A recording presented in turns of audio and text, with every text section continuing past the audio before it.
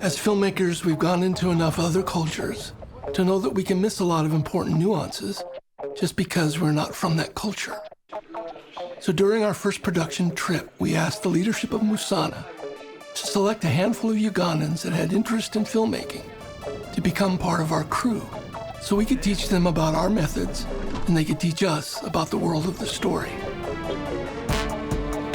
In our first trip, we were a team of 4 from the United States, joined by 8 young Ugandans who were all from the original group of kids that were first brought into Musana.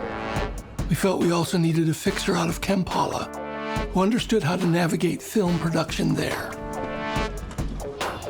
In our second trip, we no longer needed to hire a fixer out of Kampala. Instead, we hired Joshua, who was among the group we trained.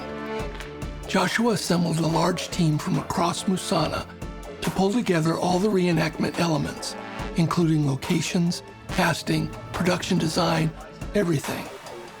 This time there were only 3 of us from the States, and as many as 12 Ugandans in the crew, and nearly 40 extras overall. This was our own Musana experience, not working above them but beside them, depending on them to pull together critical elements to tell the story. We needed more intimate shots of life on the streets that Joshua had before coming into Musana. I knew that as an older white man, I would be simply too distracting to everyone in that environment. I handed my camera to Joshua and asked him to go into the slums by himself and get the additional shots the story needed. Here we had a young man who grew up in the slums, now telling that story through his lens. The children connected with him and granted him the level of intimate access they would give one of their own.